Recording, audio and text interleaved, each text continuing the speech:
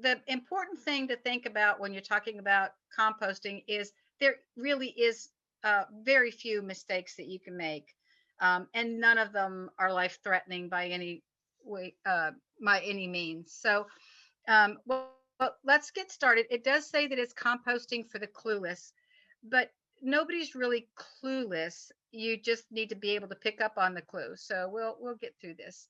Um, so what does composting mean?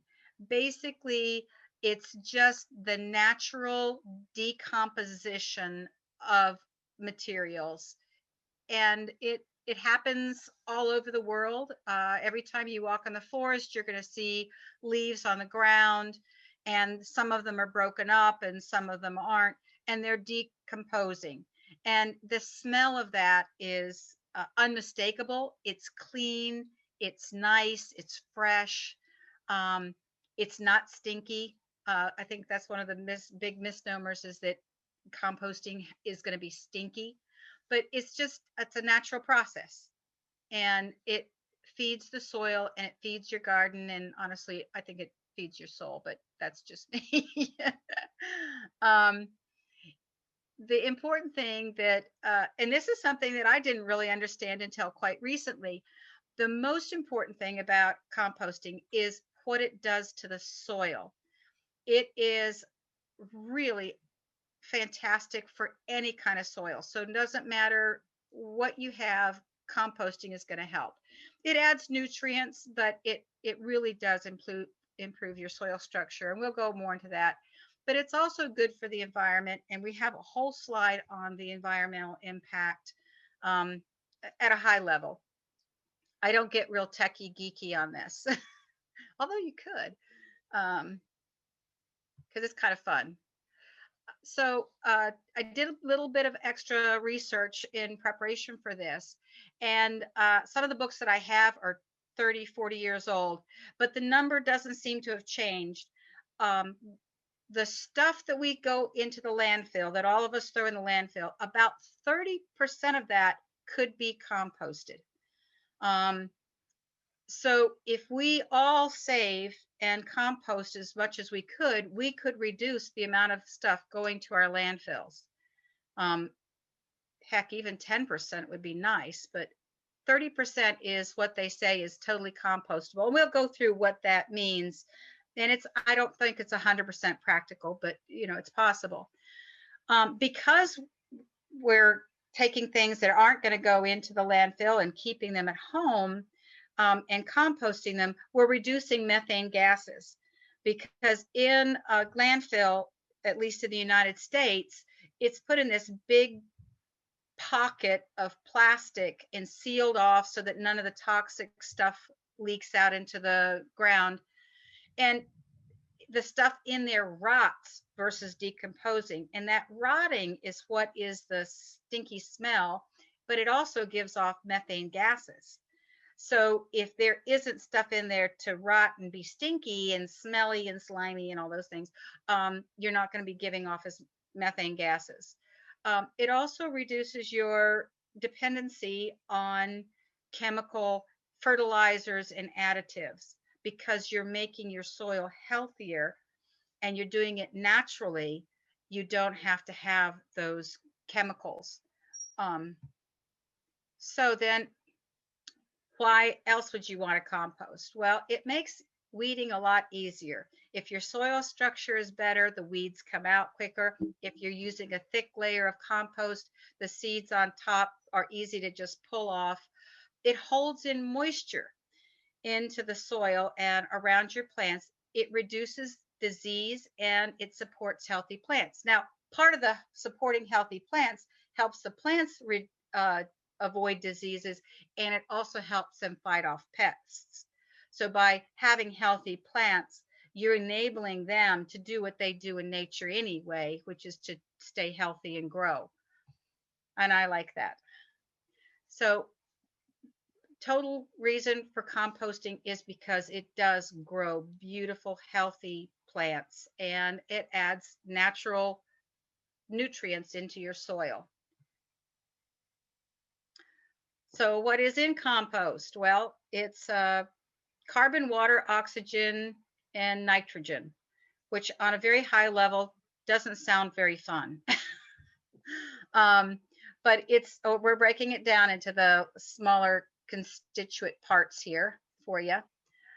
It also has a lot of organisms. It has little worms, it has enzymes, it has bacteria, it has fungi. And if you really want to geek out, there's a lot of research that you can do that'll tell you more about all of the bugs and stuff that are at work decomposing naturally these things that you're throwing in your compost pile.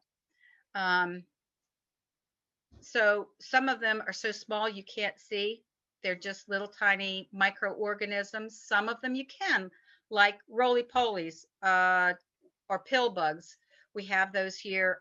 I don't know about Australia or Grenada, but we have a lot of little bugs besides worms that are going to be in your pile, and they're all going to be munching away and breaking down your stuff. So what is the carbon? It's often referred to as brown stuff. It's dry leaves, branches, pine needles, newspaper, cardboard, paper towels, junk mail, anything that is just plain paper, not the glossy, waxy stuff, but just plain paper. Just shred that up and that can be part of your carbon. A little bit later, we're going to talk about ratios of your carbon versus your nitrogen, but don't get fixated on that because that's not the end all, the be all.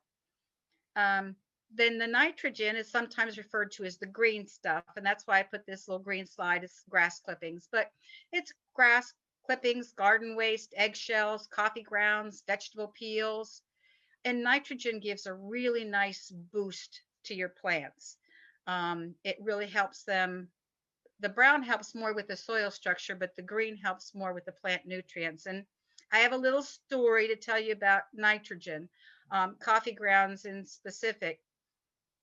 My dad died in 2014, and I got a peace lily, which is an indoor plant. And it was struggling. It did okay. It bloomed 1 or 2 blooms. But my daughter, who lives with me, decided to start rinsing out her French press coffee, and she just drizzle the rinsed out coffee grounds on the plant. And oh my goodness, that thing has dozens of blooms.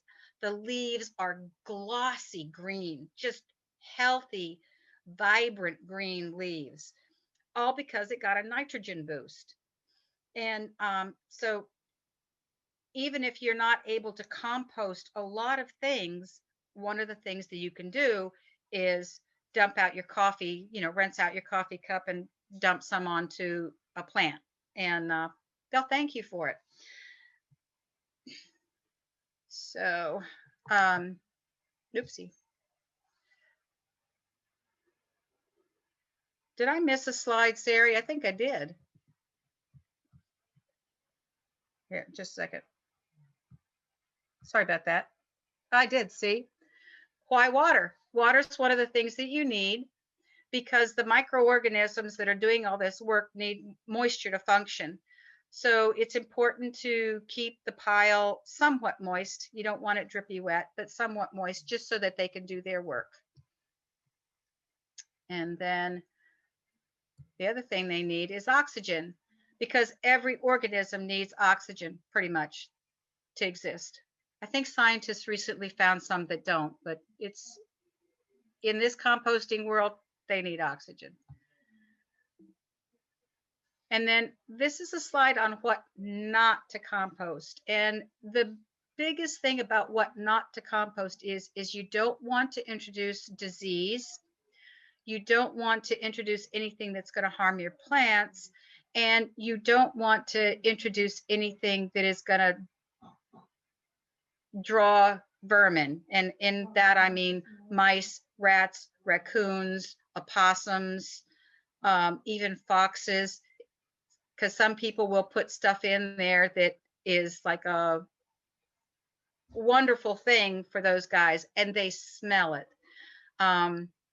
Oil, you don't want to add a lot of like your used kitchen oils to your compost pile, because it will slow down the decomposition process. because it coats everything. So it just makes it a big mess. But it also can, the smell of it, you know, you think bacon grease, dogs love bacon grease. They're going to want to smell that and go in the pile. And for dog and cat poop, they have just different diseases that they can introduce, and you don't want to introduce that into your garden. It doesn't compost out. And just recently, and Sarah and I did some looking at web pages on this, they've discovered that even in cow manure and horse manure that's been aged and so on, you can introduce, if they've been eating hay that's been hit with a herbicide, you could introduce that herbicide into your garden and it will stunt or kill your plants. So be very, very careful about using any kind of animal manure, even if you are getting it supposedly well aged. It doesn't take care of any of the herbicides. So it's just something to be aware of. And I've just become aware of that this year. And I think this is about the best place for me to take any questions. Does anybody have any questions about what I've covered so far? We have a whole bunch of questions, actually. All right. So one question that we have was about eggshells. Do eggshells have to be raw or cooked or both? Does it make a difference? It doesn't make a difference if you're mixing it in with other things. If you're laying it on top of your pile and there's this big pile of eggshells, it can draw certain things. So it's something to consider. Some people will rinse and then crush their eggshells, which is probably the best bet. But I don't know that it's really mandatory. I do not. And matter of fact, the picture that's on the screen right now is my compost pile. And in the top right corner, you'll see whole eggshells. And I don't have a problem with any vermin down at my pile at this point. But once I took this picture, it's been covered up. So it's not exactly accurate right this second. So we have an interesting question. Is all of the information going to be the same for a tumbler composter versus a compost pile? Yes, it still applies to a tumbler as either the hot or the cold processing. It's the same. Actually, a tumbler is more on the hot side, but I don't think you reach the temperatures that you would normally reach in a big pile. And you'll get to the hot and cold. I will get to the hot and cold. We'll go through all that and the temperatures and stuff. Don't worry, that will be explained. It will be. Question of would used tea leaves do the same as coffee grounds? Theoretically, yes. They are a nitrogen. Okay. Couple of questions that might be more of a Mike question because he's got a lot of experience with the small urban composting, but we've had a couple people asking about tabletop kitchen electric compost containers. And I know most of us are out here in the valley and we do have the luxury of composting outdoors, but does anyone have knowledge on that? I have never used one. Mike, are you aware of those? Mike, you're mute. So, yeah, sorry. I've never used one either. I've always used outdoor or under the kitchen sink. Anything that I would keep indoors for composting, I would typically turn into vinegar or something else. Okay. So that I think that they are more popular in Asia and in Europe than they are here, but it would definitely be an interesting thing to look into. Yeah, absolutely. Important question. And I know that you're going to cover this to some extent in the cold versus hot, but do greens in yard waste include invasive weeds like creeping Charlie and dock? Wow. Big question. Yes, Yeah. on one level, yes, that would be fine. The we'll go into one of the problems with weeds. Uh, I have not had either creeping Charlie or some of the other invasives that are in my grass sprout in my compost pile. And I don't hot compost. So I would say that for the most part, you're going to be okay. Something really, I'm just going to leave it there. I personally have not experienced it growing once I put it in the compost pile, the But weeds. theoretically, it could if you're cold Theoretically, it composting, could, right? especially if you do the composting cold versus hot. But this is once they've gone to seed. So if you're Yeah. pulling up, like I've just dumped a whole bunch of creeping Charlie in my compost pile, and it is just the leaves and the flowers. And unlike some other of our invasives, like garlic mustard, creeping Charlie doesn't tend to go to seed after you've pulled it up. It's just going to rot. So the main thing is, if you're being really careful and you're cold composting, which she'll explain in a minute, is to go with just the seed-free weeds, right? Yeah, Um, and honestly, if it's real seedy, we have one thing here that is sometimes referred to as shotweed. It's a bitter cress, but if you touch that when it's seedy, it goes and just shoots the seeds everywhere. So I'm very careful about pulling that up really early in the year to make sure I don't spread seeds. And if I do have it in its CD, I put it in a plastic bag and throw it in the trash because I don't want to introduce any more of that stuff. Is there anything else, or can we go on to? there actually are two other good questions that I think, and they Okay. both been upvoted, that I'd love to get to. One of them I know that you have a family story about, and the question is, can I just bury my veggie scraps, eggshells, etc., in the ground where I want more fertile soil? So tell us about Wanda, please. Okay, so my mother is 87 and she lives with me, and a lot of what I know about anything I've learned from her. She's just an amazing lady. But at one point in her gardening journey at home, it was just her and my dad, and they didn't have a big garden, and she didn't have a whole lot of like compostable stuff. So after she peeled an apple or some carrots or something, she would take her little handful of stuff and go out to her garden with a trowel, and she'd dig a little pocket and she'd stick it in there and she'd bury it back up. And then she would just vary where she put these little pockets throughout the garden. And it worked fine. They decomposed in the ground. I'm sure she gave the worms a delicious meal, because I didn't learn this about worms before this event, but apparently they taste with their entire skin. So when they're going through an apple peeling mess, they are just like tasting that all the way through. So I'm sure they had some really good meals.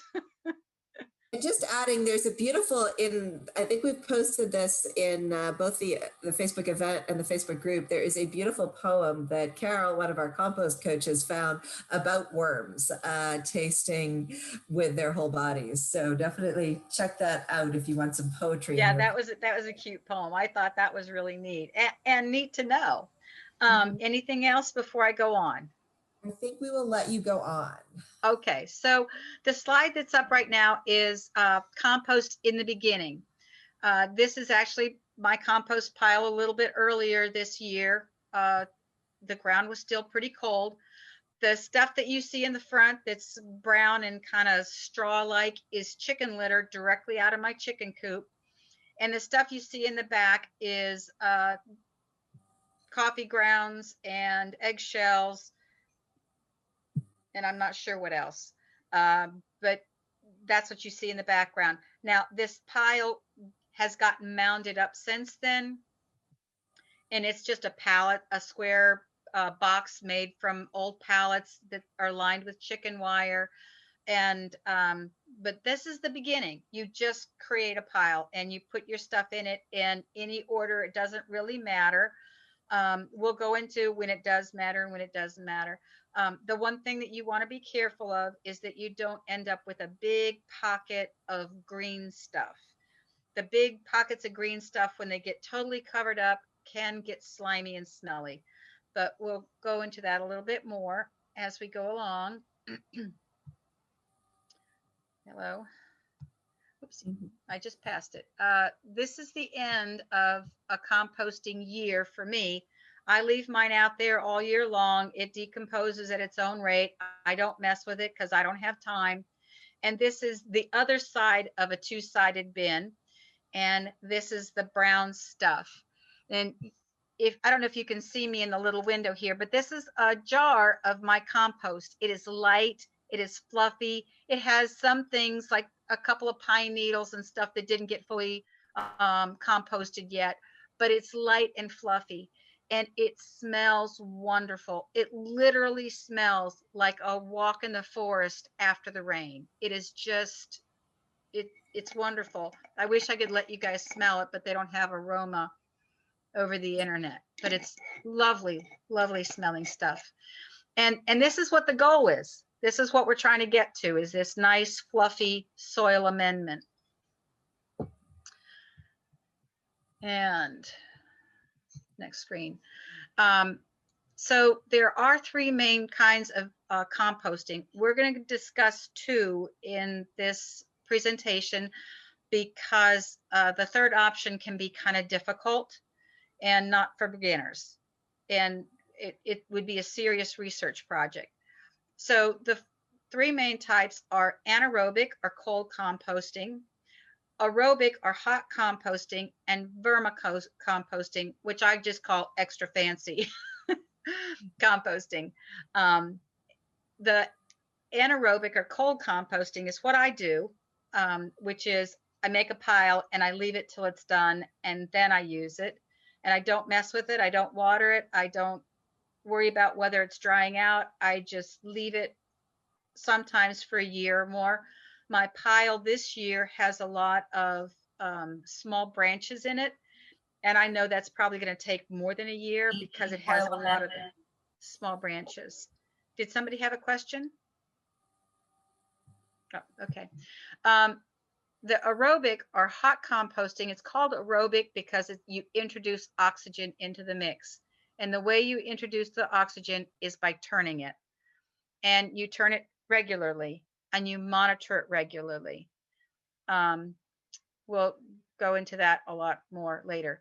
Vermicomposting is with worms, and these are not your typical ground worms. These are specialty worms that you buy that are not native to this area. And if they dry out, they die. If they get too wet, they die. If they don't have enough food, they die. If they have a lot of food, they propagate very quickly, eat all their food, and then die. Sorry, I'm painting a very bleak picture, but the point is that it takes serious commitment, or you're going to be buying worms a lot to replace the ones that died. So I don't suggest that for beginners, and Mike will probably disagree with me because I understand he does this quite well. I agree, not for beginners. Yeah, okay, good. But fun. All right, so they're fun. Yeah, I bet they are. We might get Mike to bring some of his thousands of pets to the next webinar, so stay tuned. They can be here in 2 weeks. You get to meet them anyway and ask them how high maintenance they are. So we're going to go into the anaerobic cold composting. And like I said, you make a pile, you leave it till it's done, sometimes a year or more. I'm fully expecting, because I've got so many small branches in mine, that for it to really be done, it's going to take probably a year or two in this instance. But I have a second bin and I'm starting that. And, you know, you can have multiple bins in either one of these two processes. It doesn't matter. But generally you have one where you're starting fresh, one that's been in work for a while, and one that's done that you're pulling off, and then you just rotate through them. and it works for both of these processes. So that's not rocket science. This pile can be any place. It doesn't make a difference. I have a very small pile that is right where my watermelons were last year. And it just turned out I had a bunch of stuff and I dumped it there and I put some straw over top of it. And it has a lot of worms in it, but it's the typical ground worms and they're very, very happy. But it really doesn't matter. And you can add the items in any order. Like I said earlier, though, if you put a big pile of green on, it can get slimy, especially if you're not turning it. That's one reason for turning. Since I cover mine up with straw and compost, litter from my chickens, I don't have to worry about a pile of gooey gunk in the middle. You don't worry about any recipe. There isn't a perfect recipe for compost, but you'll find some, and I'll talk about one in a minute. And the pile can be any size. It can be that little tiny pocket that I told you about with my mother. It can be a big pile like what I have. They do say, and this is just suggested, that about 5 by 5 is about all you want to do if you're going to do it by hand. And that means a fork, a shovel, a wheelbarrow, that you don't want to have to worry about bringing in a front end loader to turn your pile or to get the good stuff out of there. So about 5 by 5 is as big as you're going to want to get. You don't have to work the pile. You don't have to cover it. You don't have to check it. You just let it go until it's done. And like I said, you can make 1, 2, or 3 piles depending. And one is your current pile that you're filling up. One is one that you're working that's been filled up for a while. And then one is that's done or almost done. And you just rotate through as they get through their composting process.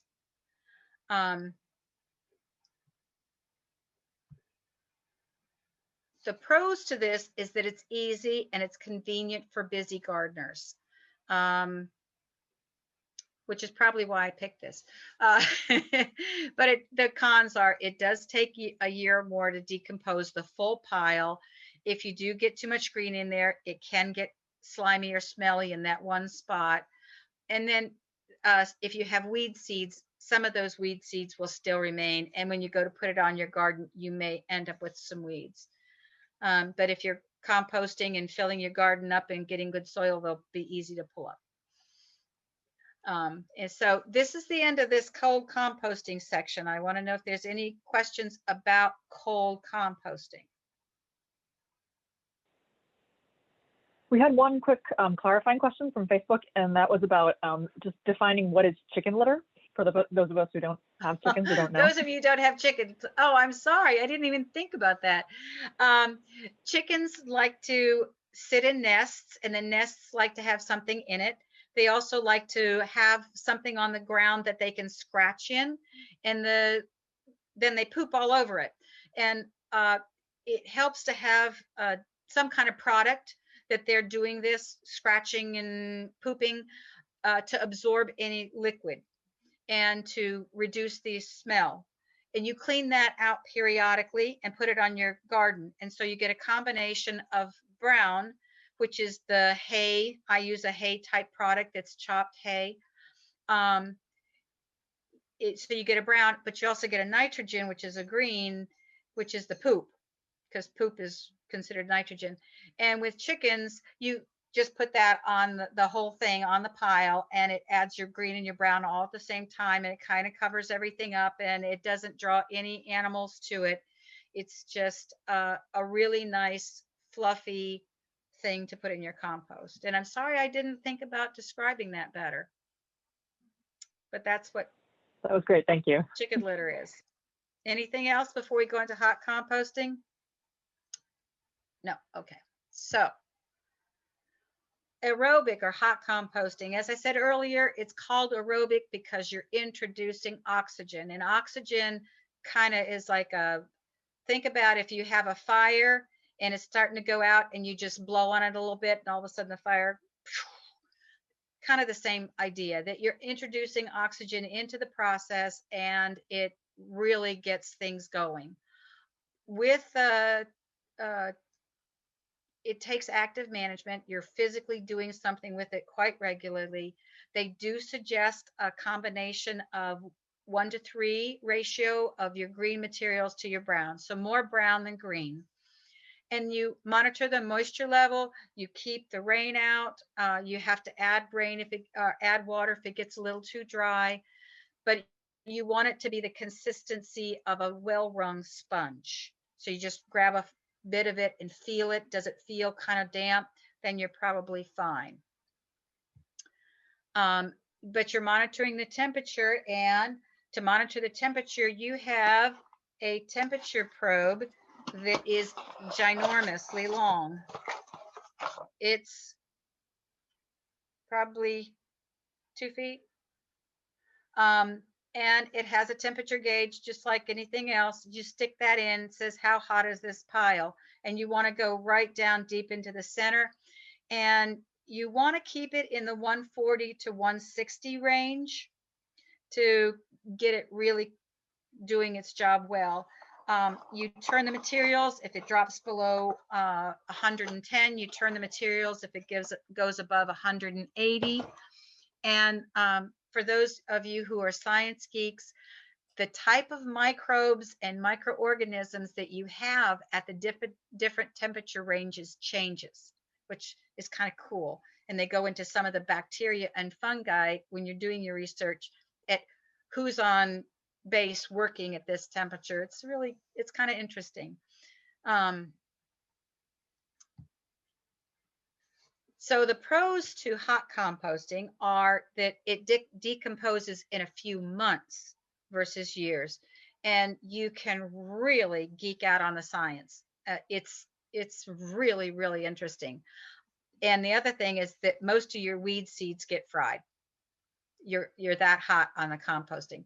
The con is that it's constant, vigilant, hands-on management. You are looking at that pile every 2 to 3 days, checking the temperature, checking the water. You have to have a lid on it so it doesn't get waterlogged by the rain. You've got to just really be more hands-on. And that's good for some people, and that's not good for other people. And I'm one of the ones that can't do this. So, but the same bin structure works, which is what I've got here in this picture. Shows you've got the fresh materials first, then your partially decomposed materials, and then your finished compost. And you just keep working through the piles, adding stuff, taking stuff out, and then using your finished compost when it's all ready for you. And we'll go into the fun things that you can do with the compost in a little bit. Does anybody have questions about the hot composting? Not particular. Okay. Actually, So Deborah, yes. I don't know if you'd like to answer a couple of these. Felicia wants to know, clarify how to get to the good dirt before composting is finished. She has one pile. Oh, some people will, and this is a labor intensive thing. Some people will take the top layers off, pull out the bottom layers that are the good finished stuff, and then put the pile back, the rest of the pile back.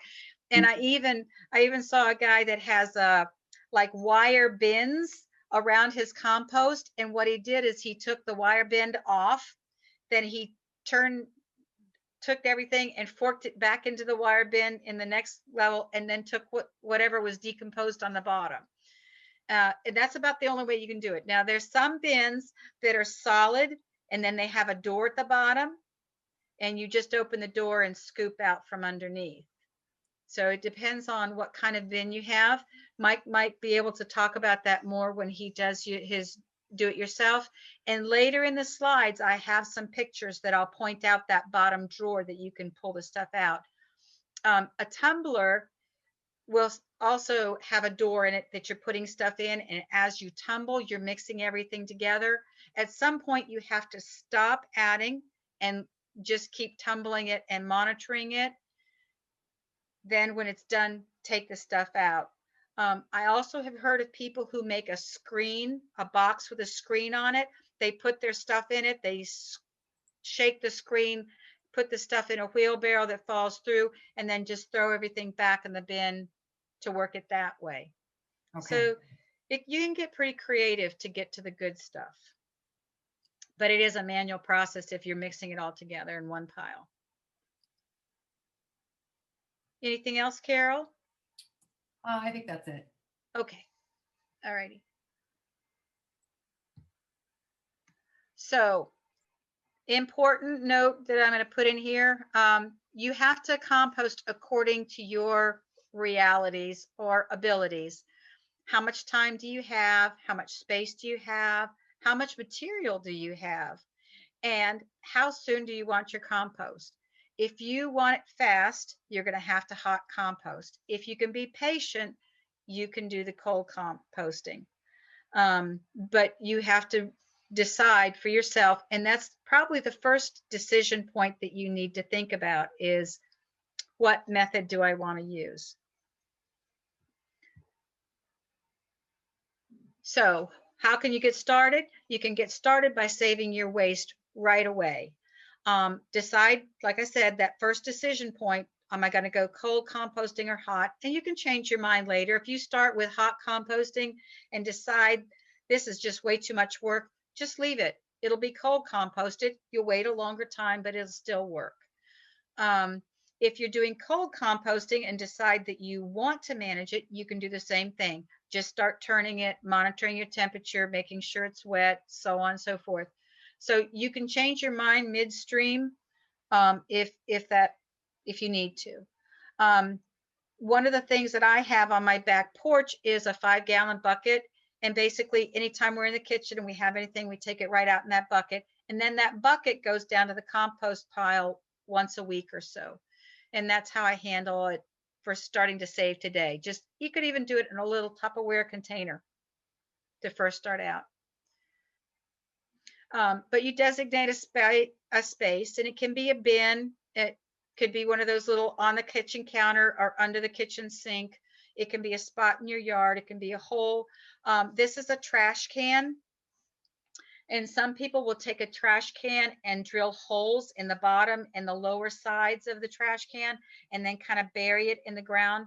And the ground worms that you normally have and the little critters, the little bugs, bacteria and fungi and stuff will start coming up from that and will start your decomposing at the bottom.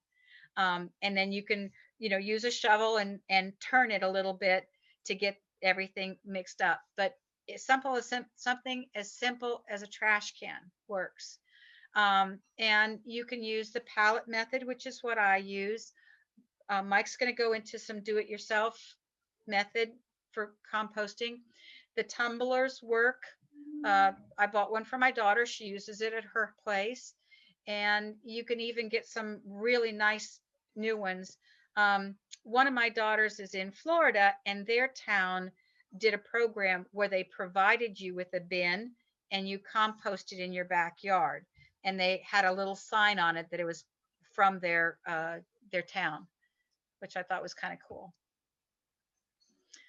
This is a picture of one of those. If you'll see at the bottom where those little yellowish buckets are, there's a little door right there.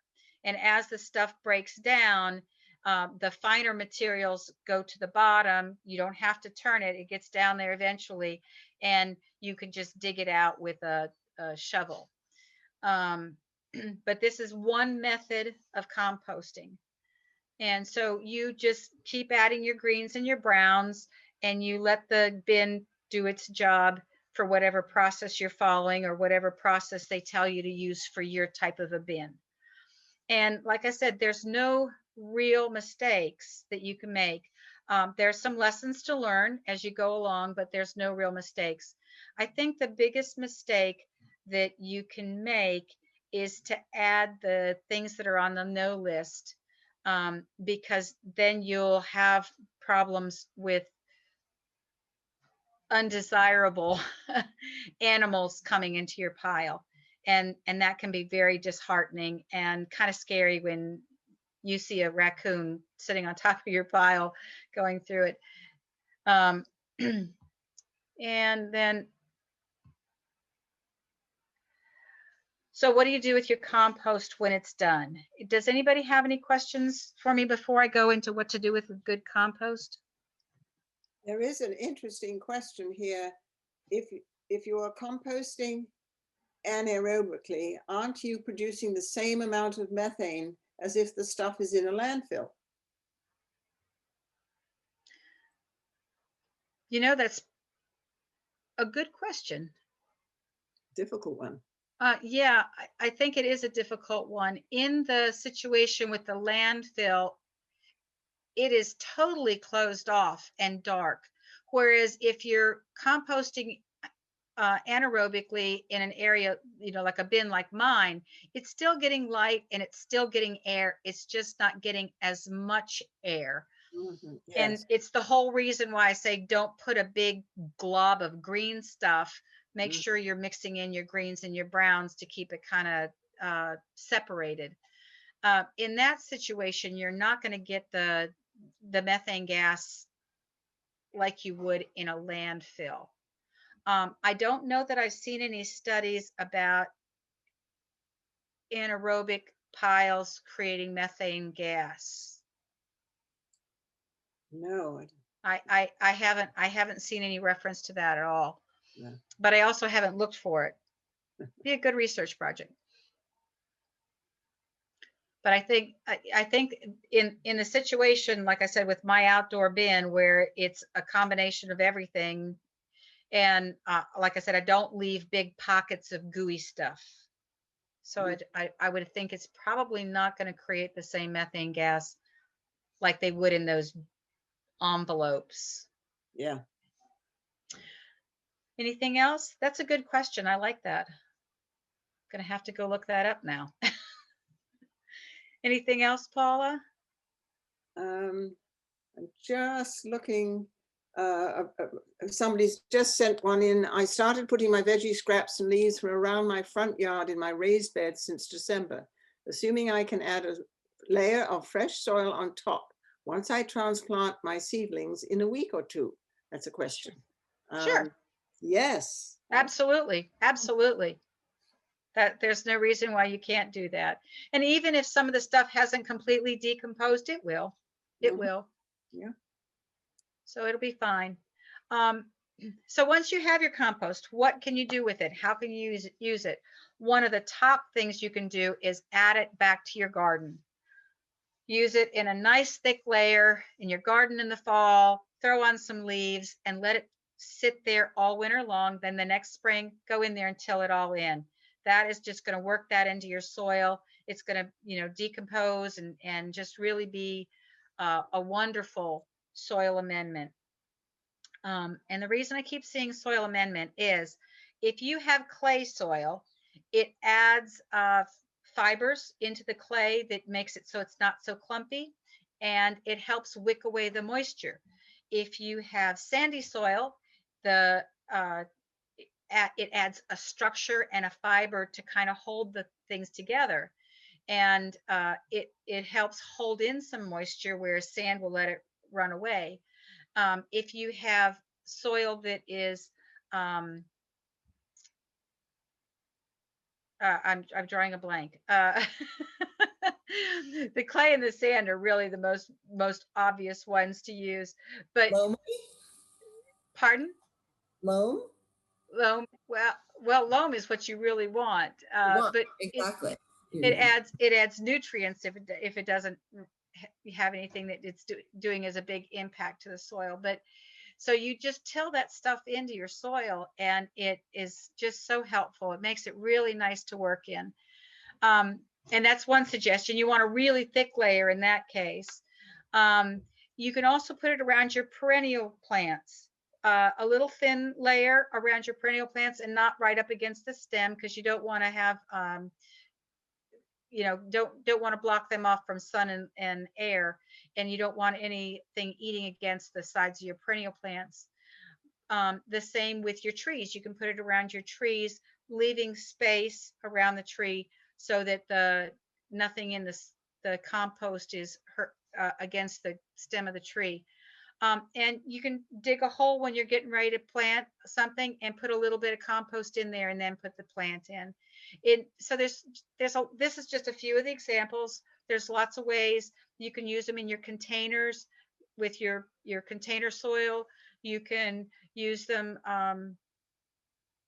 to cover any kind of a layer over anything.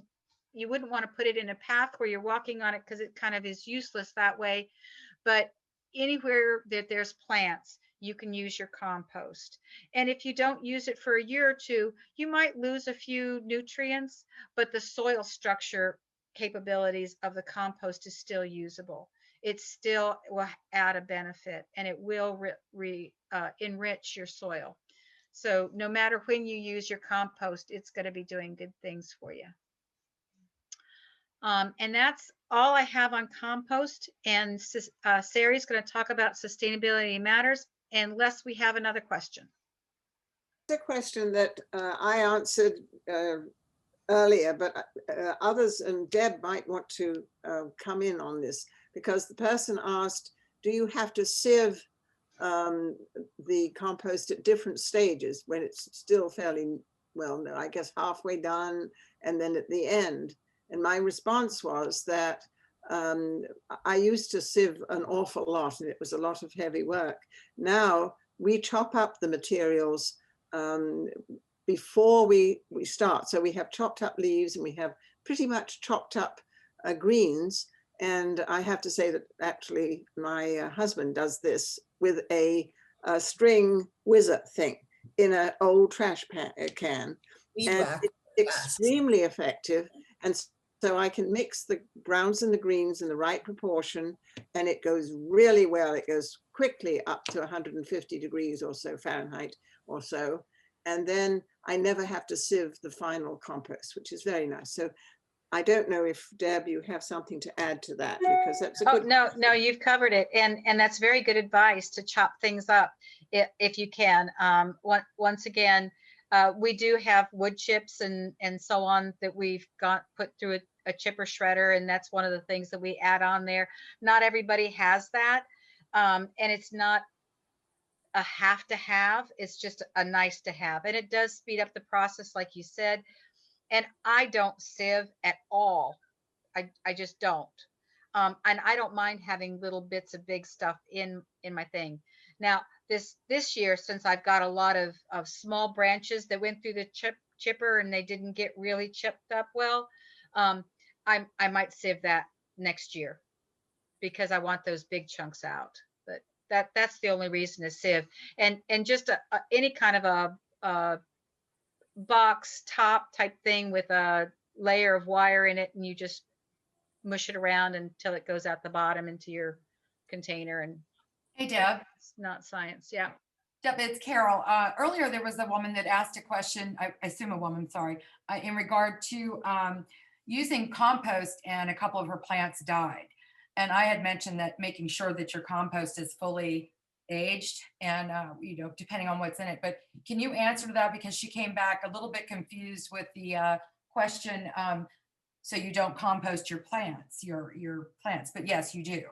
Can you explain that a little bit better? Yeah, I do compost my plants, but there was that caveat that I mentioned about if you put animal manure in your compost from a horse or a cow or whatever, it's possible that they have eaten hay that's been hit with a herbicide, and then you go ahead and that doesn't go away. Yeah. As it goes through their intestinal tract, as it sits in a pile and ages, that herbicide is still in there, and you can kill your plants if you've put the manure from an animal that eats hay. Right. And it doesn't matter what kind of animal that's eating the hay, but if they're eating the hay that's been sprayed with an herbicide. The other thing is if it's not been hot compost, or if it's not completely composted, it can heat up, and you can cook your seeds that way as well. Okay. We have a poll up right now. Okay. Tell us how you liked it, and we take the feedback very seriously. Just adding to the herbicide thing, I think that one of the issues is that different herbicides break down at different rates, but it seems like some of the ones that are so particularly persistent are the broadleaf specific ones. So the ones that are intended to kill weeds that are not grasses. And unfortunately, those are the ones that are the most often sprayed on pasture.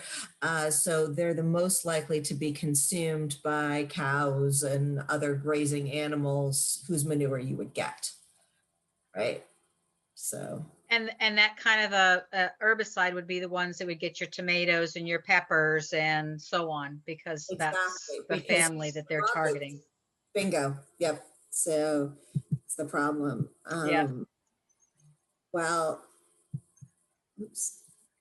Thank you all so much. And once again, we're thrilled to have you all join us tonight. We look forward to seeing many of you again in 2 weeks and to chatting with you in the Composting for the Clueless Facebook group in the meantime. We hope you'll join us for other programs and stay involved. And good night to everybody, or good morning to our friend from Melbourne. And see you again soon. Thanks so much.